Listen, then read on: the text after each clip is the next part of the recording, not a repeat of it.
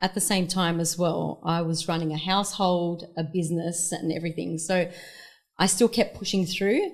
But there were times where I just couldn't get up off the couch. And I'm not like that. Like, I'm always on the go. I'm always doing something. I don't sit down. And that was massive for me. And that's where my family was like, they kept on looking at each other going, how are we going to help this? Like, everyone around me, the family and friends, they felt so helpless. But they knew that I needed to continue for my own mindset. I needed to finish it off. So that was 2013, and then unfortunately I was a glutton for punishment, and I went back 2014 and did the same thing as well on the same method. This is at the A and B, right? Yeah, I competed with A and B, and it was INBA. INBA, right. Yeah. So I was with the same coach I went back for 2014 and I went through the same thing as well. So I think it was after that I needed to reverse myself out of it, because I was trying to reach out to this coach for support for the reverse diet, because the reverse diet is so important for athletes to reverse themselves out of the prep. Being on low calories, you can't just go off and, keep eating. My first instinct would be just go get 3 burgers and smash them Which out. is fantastic straight after it. But, give yourself a few days or a week to just enjoy yourself. But you really need to reverse out of it properly. It's just so important. So how would you reverse out of it properly? So you need to slowly increase your calories back up. So it could be it depends on the individual, but between 50 to 100 calories a week. Okay. Slowly start increasing it and slowly decreasing the cardio. So you can't just completely cut off cardio and then just go and eat whatever you want. So it's really important. And if you want to compete again, then that's where the magic happens in your reversing. That's where the magic happens. But a lot of people don't understand that, or a lot of coaches don't advise their clients on that. So unfortunately, I was left on my own and I had to reverse myself out of it. So I pretty much was self-taught in that kind of aspect. Was that just because the information wasn't readily available for you? Or well, I did reach out and I said to this coach, are you able to provide, a reverse diet for me? And he kept on saying, yep, I will. And I never got it. And to me, I knew that it was important, because there's that thing, it's the post-comp depression as well. So I don't know if you've heard about it. So there's post-comp depression that does kick in after competing. It is a thing. It's really hard, because you're so used to being so lean, and you look a certain way for you to be up on stage, but unfortunately we can't maintain that kind of look. It's pretty much just for that day on stage. It's not healthy for you to stay like that. So then everyone gets out of there and they start to feel fluffy, because they're getting more calories in and things like that. So the post-comp depression starts to kick in. So is that depression, do you think, is directly just attributed then to looking in the mirror and seeing that you don't look as good as what you did a week ago or 2 weeks ago? Yeah, absolutely. Right.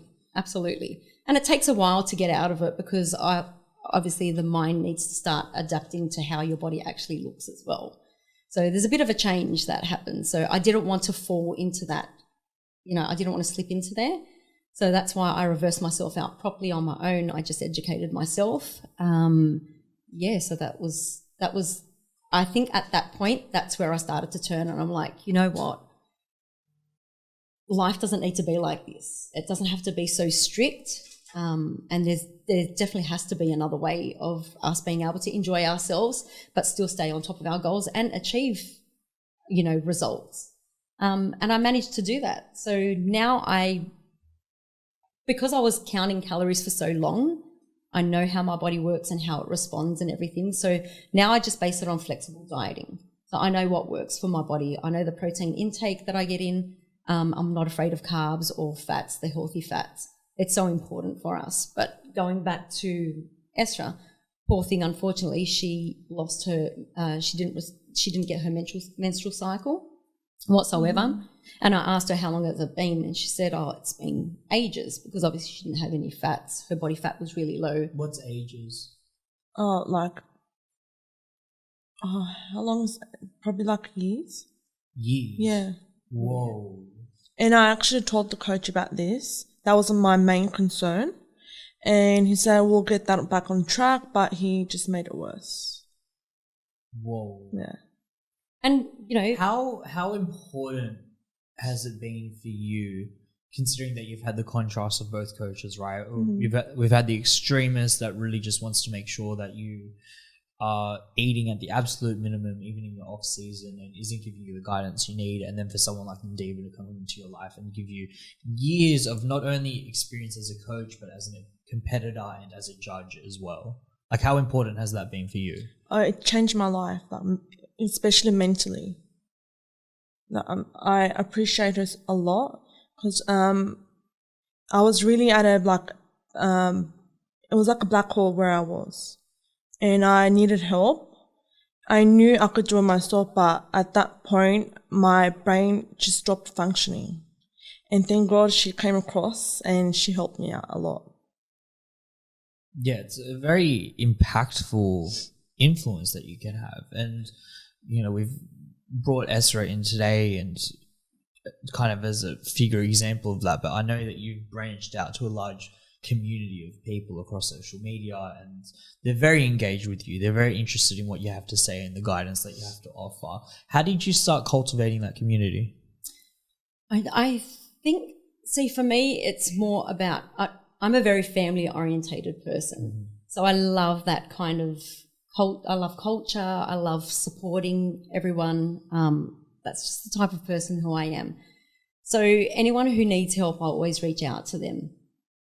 For me, I don't really look at the business side of things, and I know that everyone's in there, you know, to make money and things like that. But from my heart, I'm always trying to help others. And it's just naturally like that. And then when people come up to me and say, you don't understand the impact that you've had on me or on someone else, I don't really see any of that, because that's just who I am.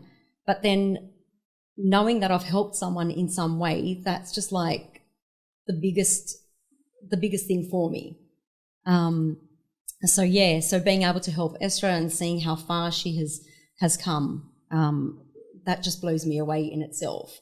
And that's the thing, when she came to me, I said to her, because she was on a contract with the coach, which a lot of coaches do that, and that's perfectly normal. But I needed to shift her mindset. I didn't want to tie her into anything. I said, you're not going to be on a contract. For me, it's not about getting you as a client. I'm just trying to help support you to get your life back on track, both physically and mentally. You know, if you can save one person out there that's in a dark hole, then to me, my life is complete. And to me, that's the biggest thing, you know, just getting out there and helping everyone and forming that community. It's so hard because I know there's a lot of people out there. I'm hoping that things change, but there's a lot of people out there that they'll have their backs up, or they're just so focused on themselves, which is great, each to their own. But, you know, it's great to support each other as well. And I'm pretty blessed, like the gym that I go to, we're kind of that family community as well. So there's a lot of support. Let's give them some help. What gym? Yeah, definitely. Revolution at Smitten Grange. Okay. Yeah, fantastic. That's where Brian trains.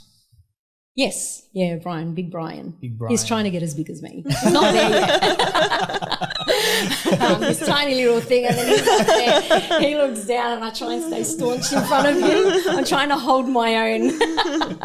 Yeah, that's where he trains. Yeah, we're very much a family-orientated place over there. I love it. So if I gave you the magical powers of the universe to shift gym culture in a certain direction, like what would you like to see implemented? I'd really like to see coaches out there to stop putting females and males, everyone in general, just on these ridiculous low calories. I know that when you're competing, it's completely different, but there are some amazing coaches out there as well. They really up the calories for their clients. So once they start prepping, there's so much leeway for them to come back down. So some of them get them up to around 3,500 calories. This is for females. Some males are up on 5,000 calories. But there's still some coaches out there that have them on start them on 1,700 calories. And then where to from there? They back them all the way down. And then their health starts to come into play. You know, for me, right now, my mindset is I wouldn't sacrifice my health for something like that. I would rather maintain my health and lead a healthy lifestyle rather than a coach having to put me through that, only because I've been there, done that. And If you haven't already, please smash the subscribe button. And you might also want to check out this video right here. Thank you, and we'll see you next time.